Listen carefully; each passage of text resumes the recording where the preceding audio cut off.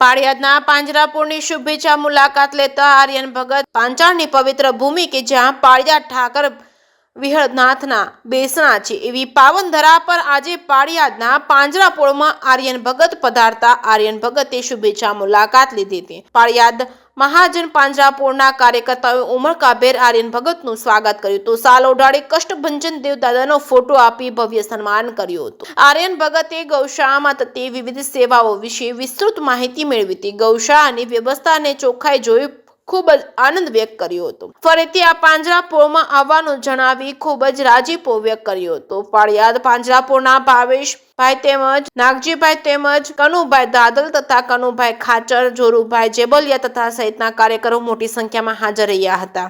જય શ્રી રામ, જય ગૌ માતા। તો આજે આપણે આવી ગયા છીએ પાળિયાદના સુંદર મજાના પાંજરાપોળની અંદર અને અહીંયા આપણે કરવાની છે ગાયોની સેવા।